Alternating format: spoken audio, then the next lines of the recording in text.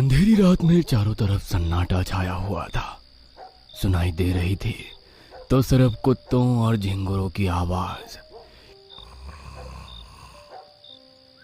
इसी रात में गंगाराम की आंख खुली। रात में प्यास लगना बड़ी दुविधा है। अब इंसान अपना गर्म बिस्तर छोड़कर उठे और गंगाराम अभी अपनी बात पूरी भी नहीं कर पाया था कि उसने देखा कि सामने उसका बेटा खड़ा हुआ है। अरे मोहन, तू इतनी रात में मेरे कमरे में क्यों खड़ा है? आपको आखिरी बार पानी पिलाने आया हूँ। आखिरी बार? तू पागल हो गया है? लेकिन अब मोहन कुछ नहीं बोला। उसने सीधा एक डंडे से गंगाराम के सिर पर वार कर दिया। गंगाराम चिल्लाकर बाहर की तरफ भागा। बचाओ बचाओ, मेरा बेटा मुझे मार डालेगा। गंगाराम अपने घर से बाहर आ चुका था।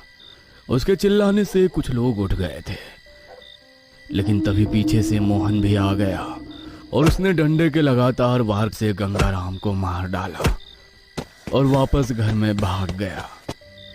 हे भगवान, मोहन ने अपने पिता को मार डाला। भीड़ लग गई। मोहन फिर से बाहर आया, लेकिन अब उसके हाव भाव बदले हुए थे। भीड़ ने उसे पकड़ लिया और फौरन पुलिस को बुलाया। मैंने अपने पिता को नहीं मारा, वो कोई और था, वो कोई और था। मैंने अपनी आंखों से देखा है तुम्हें अपने बाप का कत्ल करते हुए। इंस्पेक्टर साहब, इसे ले जाइए। मोहन को पुलिस पकड़कर ले गई, लेकिन उसकी चीखें अब भी लोगों के कानों में गूंज रही थी। मैंने अपने पिता को नहीं मारा, वो कोई और था। लोगों के मन में डर समा गया था। ये कैसा समय आ गया था जब बेटा बाप का गला काट रहा था और फिर कह रहा था कि उसने कुछ किया ही नहीं। इसी बीच गांव में एक नया लड़का आया, राजीव। वो अपने पुश्तैनी घर और जमीन के सिलसिले में गांव लौटा था। ये गांव तो मेरी बचपन की यादों से बिल्कुल अलग हो गया है। इतनी अजीब बेचैनी क्यों है यहाँ? अरे राजीव, तू यहाँ कैसे? पंकज, अरे गांव में क्या कर रहा है भाई? आते ही देखा कि पुलिस मोहन को पकड़कर ले जा रही थी। अजीब बात है भाई, मोहन ने अपने बाप को मार डाला और कह रहा है कि वो निर्दोष है। ये क्या कह रहा है तू? ये कोई साधारण हत्या नहीं है राजीव, कुछ अजीब हो रहा है इस गांव में, कुछ बहुत भयानक। फिलहाल मैं अपने घर जा रहा हूँ, कल मिलते हैं। राजीव के मन में घबराहट थी, लेकिन वो अभी इस सबको महज सहयोग समझ रहा था। अगली रात आई। लोग मोहन की करतूत से डरे हुए थे और जल्दी जल्दी अपने घरों में चले गए थे, लेकिन राम प्रसाद के घर में कुछ अजीब चल रहा था। इतनी रात हो गई लीलावती, अब सो जा लीलावती। हाँ, अब सोने का ही समय आ गया है हमेशा के लिए। राम प्रसाद को लगा कि उसकी पत्नी नींद में बड़बड़ा रही है। उसने कुछ कहने के लिए मुंह खोला ही था कि लीलावती अचानक उठकर बैठ गई। उसकी आंखें काली हो चुकी थी और चेहरा अजीब लग रहा था। लीलावती, ये क्या हो रहा है तुम्हें? तुझे सोने की जल्दी है ना, तो ले, हमेशा के लिए सो जा। ये कहते ही उसने पास रखा तकिया का कवर निकाला और बिजली की तेजी से उसे राम प्रसाद के गले में डाल दिया। राम प्रसाद चीखना चाहता था, लेकिन लीलावती की पकड़ इतनी मजबूत थी कि आवाज नहीं निकल पाई। कुछ ही सेकंड्स में राम प्रसाद की आंखें फटी रह गई, शरीर निठाल हो गया और वो हमेशा के लिए शांत हो गया। लीलावती की हंसी पूरे घर में गूंज उठी। ये कौन हंस रहा है? बाहर जाकर देखना पड़ेगा। राजीव बाहर आया तो राम प्रसाद के घर के बाहर पहले से ही भीड़ लगी हुई थी।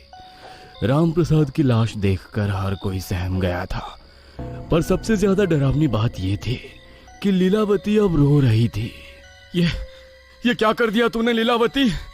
मुझे नहीं पता, मैं तो कुछ काम से बाहर गई थी, जब वापस आई तो ये हो गया था। झूठ! अरे तुम्हारे हंसने की आवाज मेरे घर तक आ रही थी। पुलिस फिर से बुलाई गई और लीलावती को भी गिरफ्तार कर लिया गया। 2 खून हो चुके थे, पहले गंगाराम, फिर राम प्रसाद। लोग सदमे में थे, किसी को कुछ समझ में नहीं आ रहा था क्या ये सिर्फ हत्याएं थी या सच में कोई अज्ञात शक्ति गांव में कहर बरपा रही थी? इसी बीच गांव का सबसे बुजुर्ग आदमी, जो अपनी उम्र के चलते अब ज्यादा बाहर नहीं निकलता था, चौपाल पर आ बैठा। ये छलावा का काम है। छलावा? हाँ, छलावा, जो किसी के रूप में आ सकता है, अपने शिकार की पहचान ले सकता है, और जब तक वो अपना काम पूरा ना कर ले तब तक उसका कोई कुछ नहीं बिगाड़ सकता। लेकिन कोई अपने खून के रिश्ते को क्यों मारेगा? यही तो छलावे की ताकत होती है।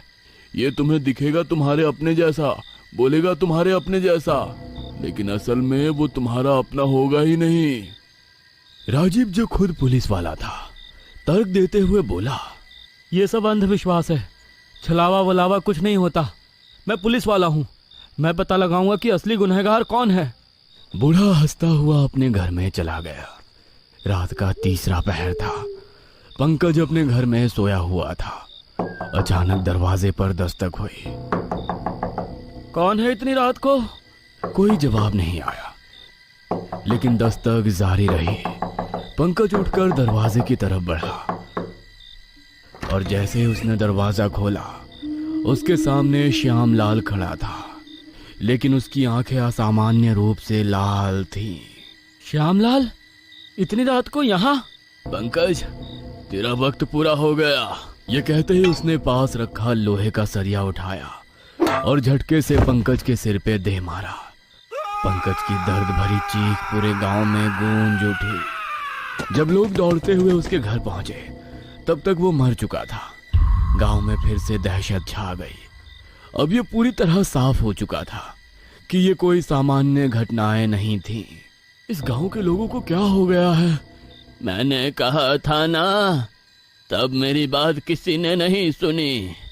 पंकज की मौत के बाद गांव में कोई भी बाहर निकलने की हिम्मत नहीं कर रहा था, लेकिन इस डर के बावजूद अगले ही रात एक और हत्या हो गई।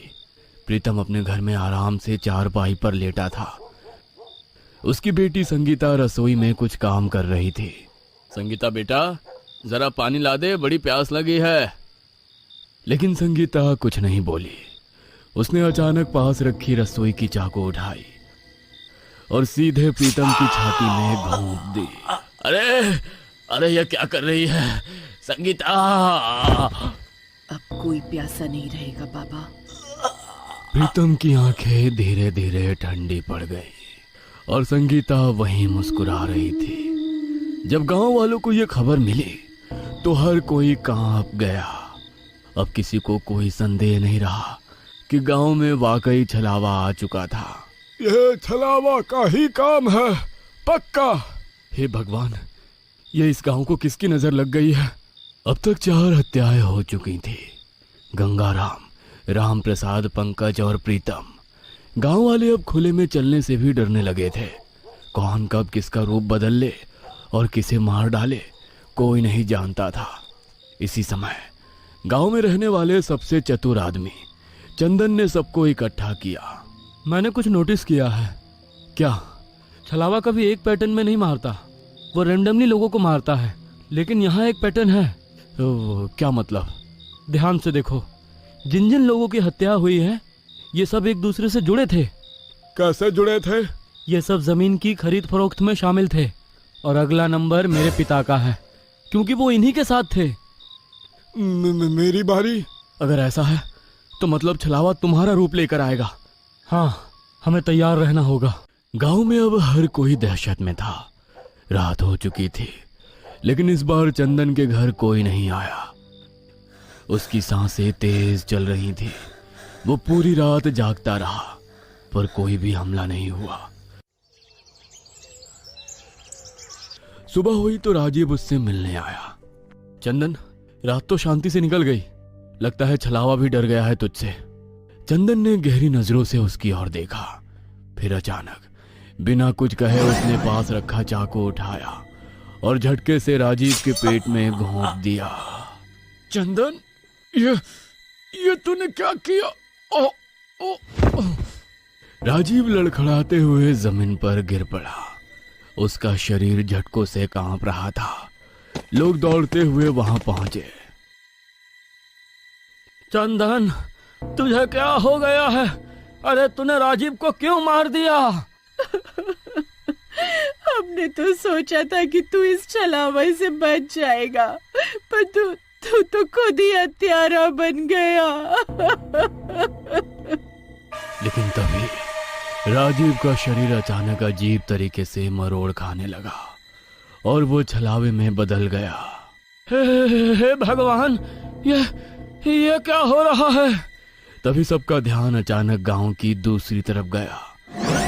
वहां असल राजीव खड़ा था। उसका चेहरा सफेद पड़ चुका था। वो भागने की कोशिश करता है, लेकिन गांव वालों ने उसे पकड़ लिया। मुझे पहले ही तुझ पर शक हो गया था राजीव। पहले जिन जिन लोगों को छलावे ने मारा था वो सब जमीन के सौदागर थे, और तुझे भी इसी जमीन के सौदा में दिलचस्पी थी। मैंने समझ लिया था कि ये कोई सहयोग नहीं हो सकता। बोल, आखिर यह सब तूने क्यों किया? जिस जमीन को मैं बेचने आया था वो असल में मेरी थी ही नहीं। क्या मतलब? ये सब लोग, गंगाराम, राम प्रसाद, पंकज, प्रीतम, इन सब ने मिलकर मेरे बाप से जबरदस्ती वो जमीन छीन ली थी। और जब मेरा बाप कुछ नहीं कर पाया तो उसने खुद को फांसी लगा ली। मैं अपने बाप की मौत का बदला लेना चाहता था। तभी मुझे पता चला कि इस गांव के पास छलावे का वास है। तूने छलावे को वश में कर लिया? हाँ, मैं एक तांत्रिक से मिला जिसने मुझे छलावे को वश में करने का एक तरीका बताया। मैंने उसकी मदद ली और फिर छलावे को उन लोगों के खिलाफ इस्तेमाल किया जिन्होंने मेरे पिता को आत्महत्या करने के लिए मजबूर किया था। अब सब कुछ साफ हो चुका था। बहुत हो गया तेरा नाटक राजीव। अब तू सारी जिंदगी सलाखों के पीछे रहेगा। राजीव को पुलिस के हवाले कर दिया गया। जिन निर्दोष लोगों को जेल हुई थी उन्हें बचा लिया गया और गांव में पहली बार कई हफ्तों के बाद एक सुकून भरी रात आई।